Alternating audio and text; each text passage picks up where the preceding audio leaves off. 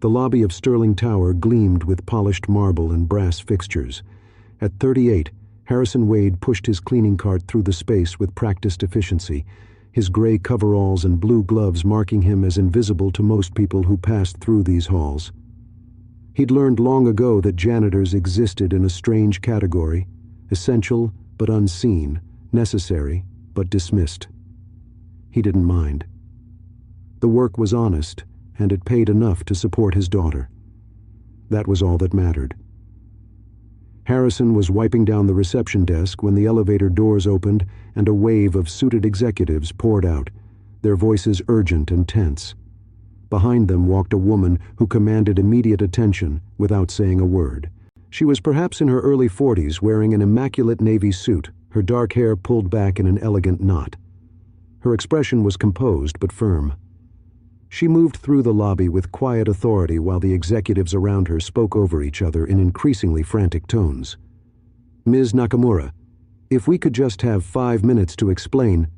The projections weren't accurate because of market volatility. We're prepared to restructure the entire proposal." The woman, Ms. Nakamura, said nothing. She simply walked toward the exit, her silence more powerful than any words could have been. Harrison recognized the dynamic immediately. She was Japanese, clearly an important client or investor.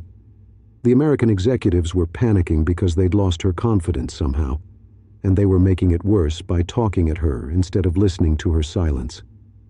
As Ms. Nakamura passed Harrison's position at the reception desk, one of the executives stepped directly in front of her, blocking her path.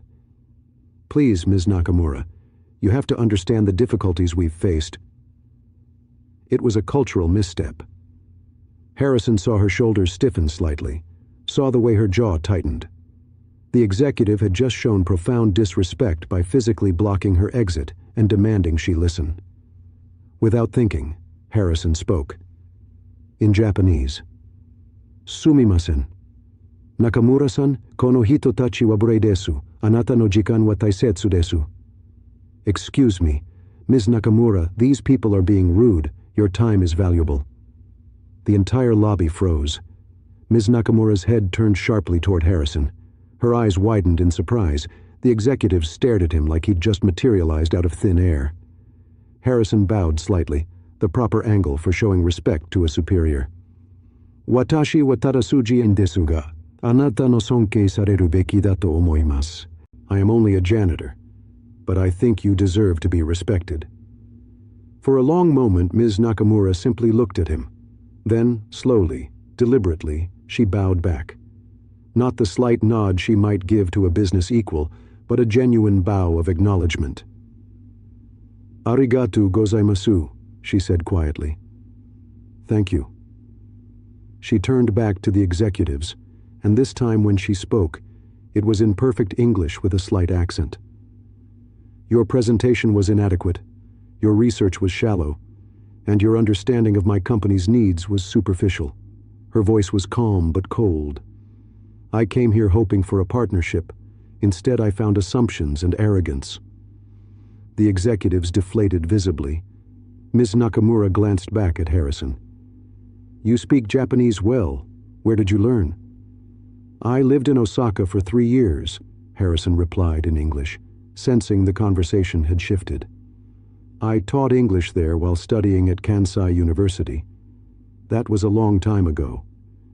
"And now you clean buildings," one of the executives said, his tone dripping with condescension. Harrison met the man's gaze steadily. "Yes, I clean buildings. I support my daughter. It's honest work." "It's more honest than what I've seen here today," Ms. Nakamura said sharply. She looked at Harrison with renewed interest.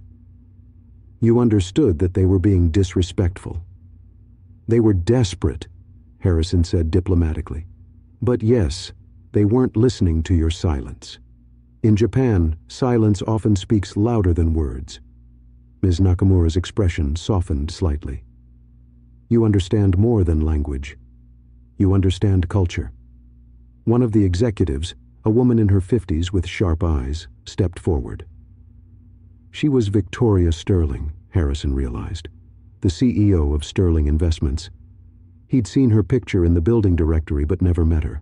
Ms. Nakamura, Victoria said carefully, might we have another opportunity to present our proposal, with better preparation this time? No, Ms. Nakamura said firmly. I don't give second chances to people who waste my first chance. She paused, looking at Harrison again. But I would like to speak with him, if he's willing.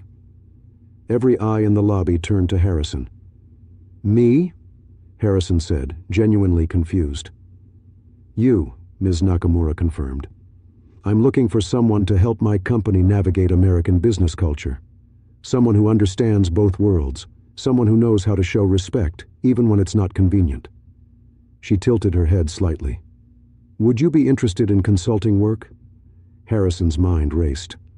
I'm a janitor, Ms. Nakamura. I don't have business credentials. Credentials tell me what schools someone attended, Ms. Nakamura said. They don't tell me if someone understands people. You understand people. That's more valuable. Victoria Sterling was staring at Harrison like she was seeing him for the first time. You speak Japanese, she said slowly. You've lived in Japan. You have a degree from Kansai University. I do, Harrison confirmed, but that was a long time ago. I came back to the States when my wife got sick. She passed away 8 years ago. I've been raising our daughter alone since then. The teaching jobs I qualified for didn't pay enough to cover her medical needs. She has juvenile diabetes. Janitorial work offered better insurance.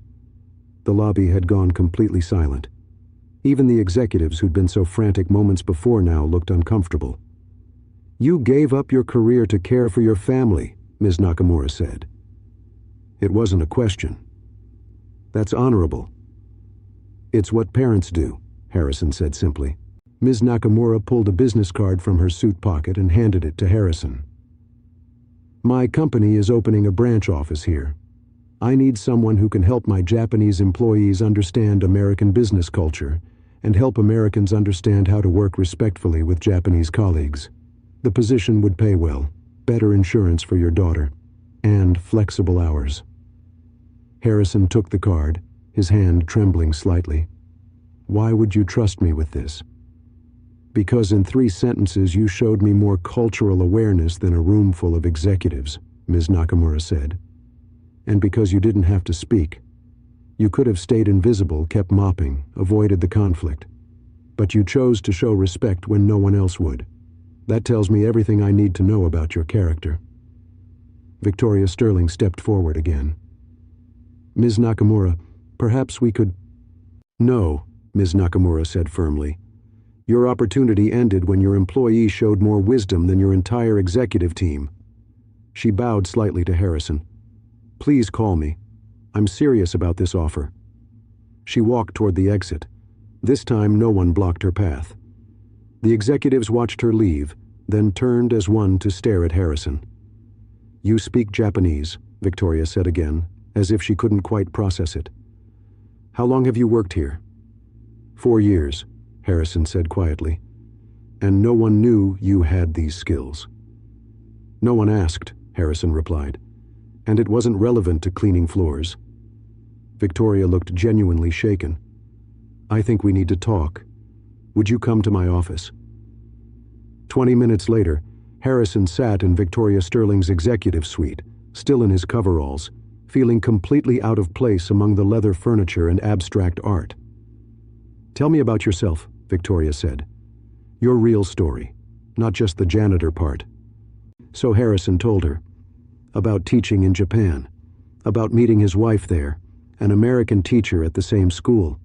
About coming back when she got cancer.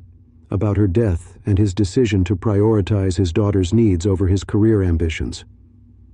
I could have pushed for academic positions, Harrison admitted. But they would have required relocating frequently, working long hours, attending conferences. My daughter needed stability, needed me home. The janitorial job gave me that. Good benefits, steady hours, weekends free. Was it what I dreamed of? No, but it was what she needed. Victoria listened without interrupting. When he finished, she was quiet for a long moment. I've been running this company for 15 years, she finally said. I thought I understood the people who work here, but I don't see them at all, do I? You've been here 4 years, walking these halls, and I never knew anything about you except that the floors were always clean." "That's not your fault," Harrison said. "I'm good at being invisible. It's easier that way." "It shouldn't be," Victoria said firmly. "And Ms. Nakamura was right. You showed more cultural intelligence in 30 seconds than my entire team showed in 3 months of preparation." She leaned forward. "Before you accept her offer, and I think you should, let me make one of my own." Harrison waited. "I need a director of international relations," Victoria said. "Someone who can help us rebuild credibility with Asian markets. Someone who understands that business is about relationships, not just transactions. Would you consider it?" "I'm a janitor," Harrison said again. "You're a bridge between cultures," Victoria corrected. "The janitorial work was just what you did to survive. This is who you actually are." Harrison thought about his daughter, about the better insurance, about finally using the education and experience he'd set aside, about showing her that sacrifices don't have to be permanent, that dreams deferred aren't dreams destroyed. "I'd need flexibility," he said carefully. "My daughter has to come first." "Absolutely," Victoria agreed. "We'll work around her needs, whatever you require." Harrison took the leap. "Then yes, I'll consider it." 3 months later, Harrison stood in that same lobby, this time wearing a suit instead of coveralls. He was meeting with Ms. Nakamura's team, helping facilitate a new partnership between her company and Sterling Investments.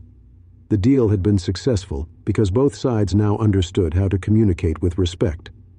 His daughter visited him at work that day, bringing him lunch.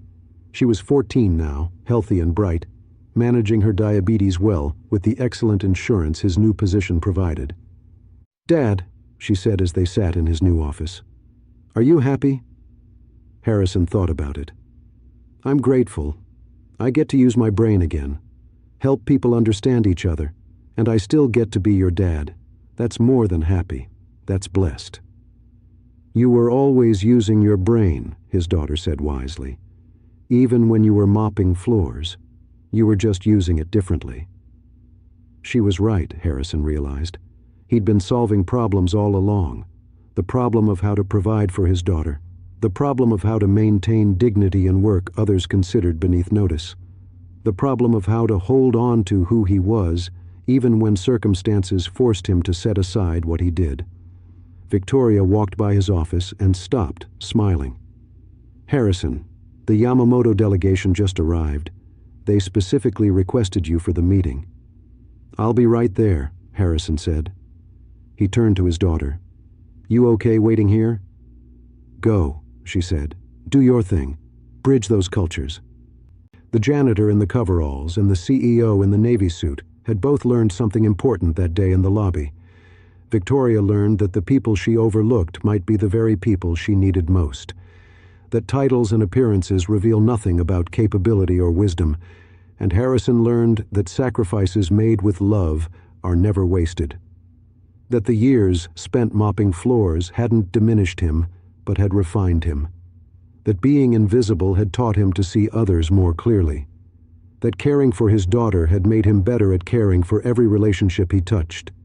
Sometimes fluency in a language opens a door, but fluency in respect, in cultural humility, in seeing people as they truly are, that opens worlds. The businessman in the suit and the janitor in the coveralls were the same person. Harrison had always known that. Now everyone else did too. If this story resonated with you, please like, share, and subscribe. Comment about a time when someone saw potential in you that others missed. Sometimes the most valuable skills are the ones we hide while we're busy surviving.